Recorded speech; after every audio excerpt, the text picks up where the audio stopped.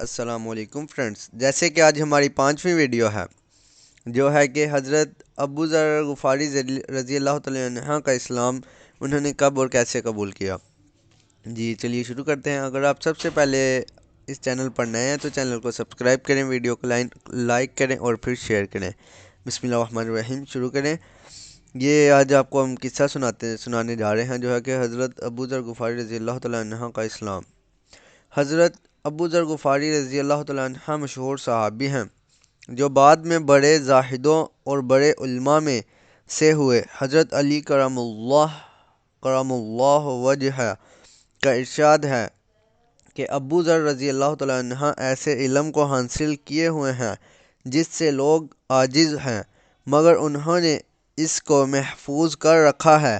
جب ان کو حضور اقدس صلی اللہ علیہ وسلم کی نبوت کی پہلے خبر پہنچی تو انہوں نے اپنے بھائی کو حالات کی تحقیق کے واسطے مکہ بھیجا کہ جو شخص یہ دعویٰ کرتا ہے کہ میرے پاس وحی آتی ہے اور آسمان کی خبریں آتی ہیں اس کے حالات معلوم کریں اور اس کے کلام کو غور سے سنیں۔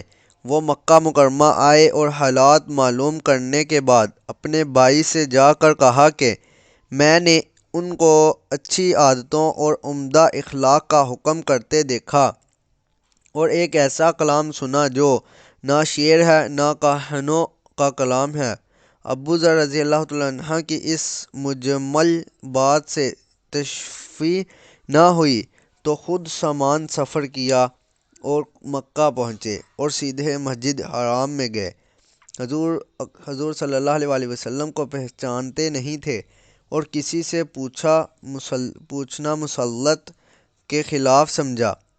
شام تک اسی حال میں رہے۔ شام کو حضرت علی کرم اللہ وجہہ نے دیکھا کہ ایک پردیسی مسافر ہے۔ مسافروں کی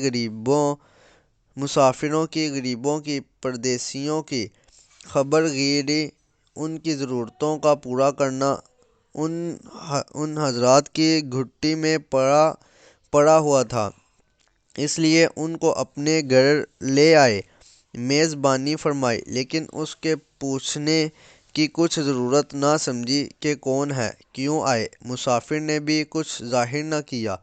صبح کو پھر مسجد میں گئے اور دن بھر اسی حال میں گزرا کہ خود پتہ نہ چلا اور دریافت کسی سے کیا نہیں۔ غالباً اس کی وجہ یہ ہو گئی کہ حضور صلی اللہ علیہ وسلم کے ساتھ دشمنی کے قصے بہت مشہور تھے۔ آپ صلی اللہ علیہ وسلم کے ملنے والوں کو ہر طرح کی تکلیفیں دی جاتی تھیں۔ ان کو خیال ہوا ہو کہ صحیح حال معلوم نہیں ہوگا اور بدگمانی کی وجہ سے مفت کی تکلیف علیحدہ رہی۔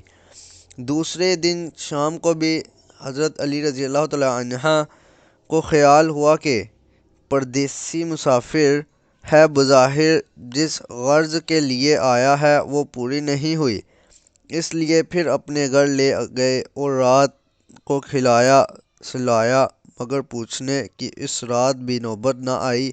تیسری رات کو پھر یہی صورت ہوئی تو حضرت علی رضی اللہ تعالیٰ عنہ نے دریافت کیا کہ تم کس کام آئے ہو، کیا غرض ہے؟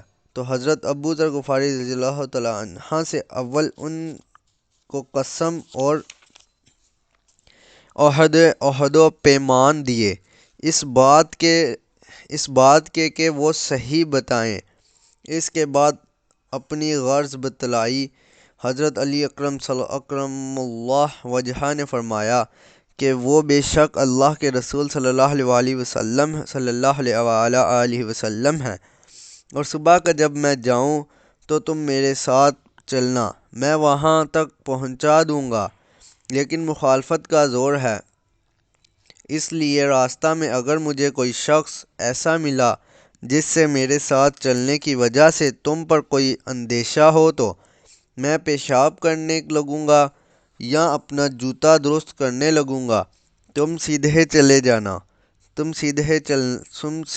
چلے چلنا، میرے ساتھ ٹھہرنا نہیں، جس کی وجہ سے تمہارا میرا ساتھ ہونا معلوم نہ ہو۔ چنانچہ صبح کو حضرت علی اکرم اللہ وجہ کے پیچھے پیچھے حضور صلی اللہ علیہ وسلم کی خدمت میں پہنچے۔ وہاں جا کر بات چیت ہوئی۔ اسی وقت مسلمان ہو گئے۔ حضور اقدس صلی اللہ علیہ وسلم نے ان کی تکلیف کے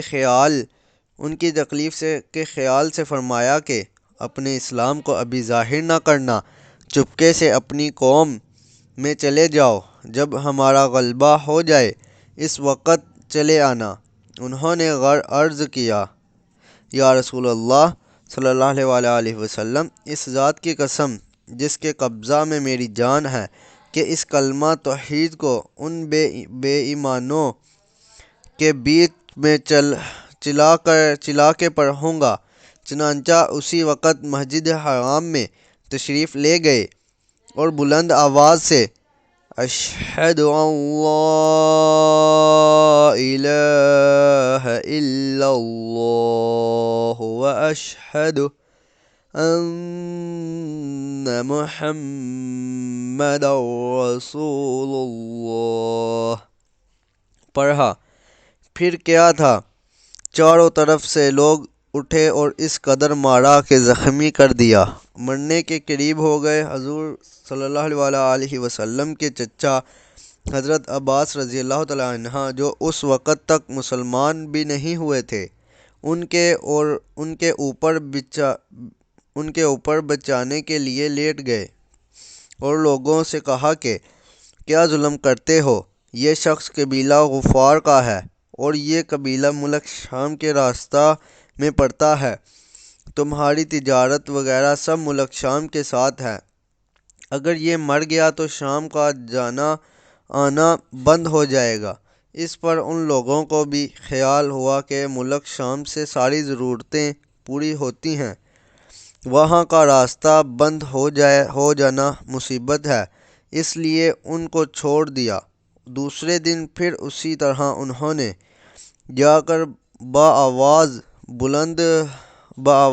بلند کلمہ پڑھا اور لوگ اس کلمہ کے سننے کی تاب نہ لا سکتے تھے، اس لیے ان پر ٹوٹ پڑے۔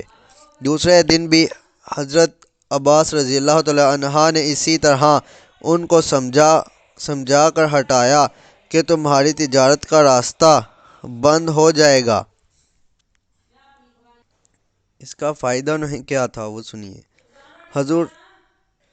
حضور صلی اللہ علیہ وسلم کے اس ارشاد کے باوجود کہ اپنے اسلام کو چھپاؤں، ان کا یہ فعل حق کے اظہار کا ولولہ اور غلبہ تھا کہ جب یہ دین حق ہے تو کسی کے باپ کا کیا اجارہ ہے جس سے ڈر کر چھپایا جائے، اور حضور صلی اللہ علیہ وسلم کا منع فرمانا شفقت کی یہ وجہ سے تھا کہ ممکن ہے تکلیف کا تحمل نہ ہو، ورنہ حضور صلی اللہ علیہ وسلم کے حکم کے خلاف صحابہ رضی اللہ تعالیٰ عنہ کی یہ مجال ہی نہ تھی۔